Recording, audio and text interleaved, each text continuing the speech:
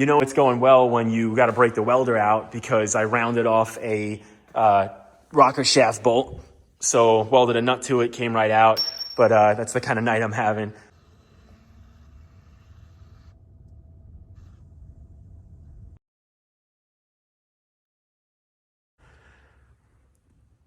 All right, we are in the new garage.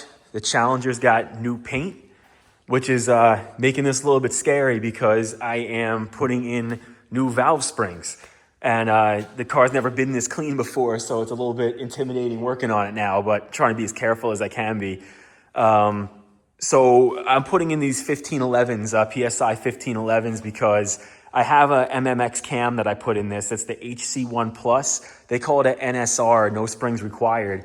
But I ran it last season with the stock springs. Everything was fine. The only thing that had me a little bit worried that I want to do these for is because there was a bunch of times I hit like 7,000 RPMs just blowing through shift points, either in the burnout box, not paying attention, or whatever. And MMX says these springs are good for like 6,200, and I'm also running a little bit more boost with a lower pulley, so I really don't want to push them. And me and AJ Burge from Hemi as my tuner, we had it set up so we're shifting at 6,000 because I wanted to be pretty conservative and safe with these springs. But I'm sure that's killing some power on the top end, because even stock Hellcats I know make some power after 6K. And this with the cam and the lower pulley, it should be breathing pretty well up top. So I'd like to see it stretch its legs and see what we could do with the 1511 springs in it, maybe spin it up to 6,700 or so. And it'll also hopefully pick up my trap speed a bit, because I was shifting into 6th gear at the end of the track before with the old setup and finishing at the bottom of 6th. This will let me wind out right around peak horsepower and cross the traps at hopefully like 6,500, 6,600. So we'll see how it goes. I'm working here on the valve spring swap on this Hellcat Swap Challenger. And I'll show you guys a little bit about how to do it in case you're doing it yourself. So the first thing is I bought this kit from MMX, and these are 1511 springs, and they include everything you need as far as the locators and the right thickness of a locator, because the locator also acts as a shim. So this brings the installed height correct for a Hellcat 6.2. Again, 1511 spring. I'll show you, got a set of these gold ones that I think are about 0.3. And a set of these silver ones that are 0.27-ish. And the thicker ones go on the intake side, and the thinner ones go on the exhaust side, because the valves are different lengths. I got the retainers, and then I'm using the factory keepers. So I'll show you what you're gonna need if you're doing this. What you wanna do is you're gonna set up your compressor. I'm using 60 PSI. Make sure you have no leaks, make sure everything's sealed, because you don't want that running out and bleeding out on you while you're doing this, because the air pressure is going to keep the valve closed when you're removing the keepers. So if you don't have air pressure against the valve's going to fall into the motor. You could also do this by setting each cylinder at top dead center, and it's probably a little bit safer, but it takes a lot longer, and I'm in a rush, so I'm trying to get this done. I would definitely recommend using a little pen magnet. These are good to take the keepers out. So first things first, we are going to hook up our air pressure. The valves should still stay open even with 30 or 40 PSI, but I'm using 60. What I like to do is tap around the keeper a little bit to try to loosen it up. I'll show you, it might happen here, but sometimes you will start to compress it and you'll just hear air bleeding, and that means you're also compressing the valve. So usually that's because either the keepers get hung up and stuck a little bit, and that's why I tap it, but most of the time it's because you don't have this tool centered well enough on the retainer. And when that happens, you end up pushing the valve down.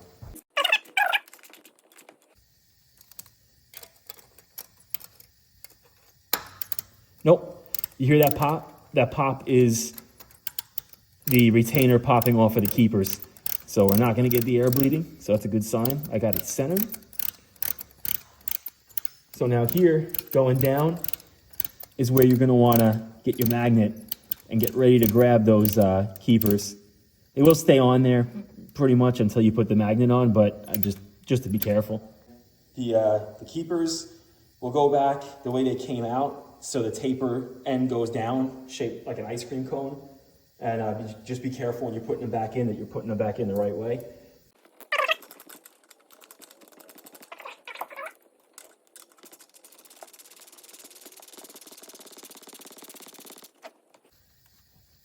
So we're gonna get the tool out, or at least that part of the tool. We're gonna get the spring out, and then we're gonna, I might need 2 hands for that. We're gonna pull this little cage out here. Put this spring aside. And so we're using a gold spacer for the top. And what I like to do is put a lot of oil on it. You can't use too much oil for this. If the motor's sitting, you might want to use assembly lube, but this motor is not going to sit. It's just going to go back together and run, hopefully. So put a ton of motor oil on that, drop that down, and then I like to put a lot of oil on the spring too. Top and bottom, let it drip down, spring goes back in, and then a lot of oil on the keeper, or retainer I should say. Put that on. Now we are going to put our tool back on this, try to get centered up as best as possible. And what you want to do with this is you want to go down far enough to get the keepers back in, but you don't want to go any further than you have to. So you don't want to put the coil into a bind because you damage the coil. So you're just going to go as deep as you need to go in order to get those keepers back in. But now when I looked out, there we go. And now you just loosen this up, and you should be watching that spring and the keeper go, the retainer rather, go back over the keeper. If it ends up catching the keeper for any reason, you'll feel this tension loose. This will get loose. So when that happens, just know that you have to go back, push down again, and make sure that keeper fits better into the, you might have to guide it, push it a little bit with your hand, and make sure those keepers go into the retainer. But this one is good, and that's it. So you want to know how hard a simple valve spring swap could be, and let me show you guys. So this last valve spring right here, last one I was doing, I couldn't get my valve tool on. So you guys saw the other tool, this one, it's got a long head, comes off, and that wouldn't fit between the shock tower. So what I figured I would do was I would remove the motor mounts and lift the motor, at least one motor mount, and raise the motor up a little bit so I could clear that. So I'm getting under there, and I realized that one of the through bolts for the motor mounts can't be pulled out. So I have to take the motor mount bracket off, the 4 bolts that go to the block. So when I get to that, I realized that I can't get to those bolts. So I needed to first bend up a 17, heat this thing up and bend a little bit so I can get to one of them. And then for the other one, I needed to weld up this contraption. And this actually worked in taking the motor mount bolts off. And I got that mount out, I loosened the other side, I lifted the motor, and guess what? I couldn't get the motor far enough back to lift this up high enough to use my spring compressor tool. So after that happened, I had to put this all back together, and I ordered a different spring compressor tool. So this one I ordered, the original one I got from MMX, and this one I got from BTR. But this BTR one uses a different design. So this drops in there instead of going across the top, and then this actually sinks in recessed. So if you have very little clearance between your head and your body, your car, your chassis, then this is gonna be the tool to use. So this worked perfectly. I wish I just bought that one. It's actually maybe even a little bit easier to get the keepers back in because you're not working through the little cage. This is just wide open and you can get your fingers in there. So I definitely recommend that tool from BTR. So something I also wanted to show you guys in case you're doing this yourself.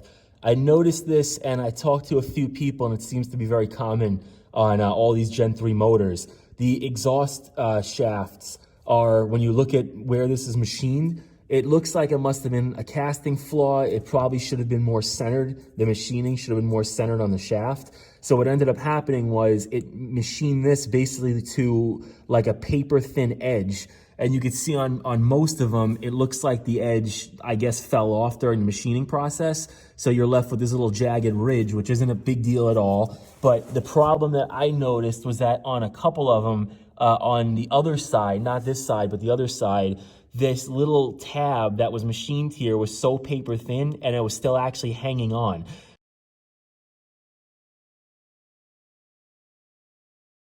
So it looks like at one point, maybe when I was putting the shaft on, if you bumped it a little bit, or maybe it just happened on its own, it was hanging down and almost looked like you could peel it right off. And that's actually exactly what I did. I took it and I peeled it, and it was just a tiny little sliver, a little burr that was left over from the machining process. So it's something that you may want to check out, because if you have any of those hanging off and eventually it falls into the motor, it's probably not going to do any serious harm. It'll probably just get caught by the pickup or the oil filter, but it can't hurt while you're in here to just try to deburr these a little bit if you see anything hanging off and sticking off the edge. And that's it. We got it going. Give it a few revs, make sure everything's good.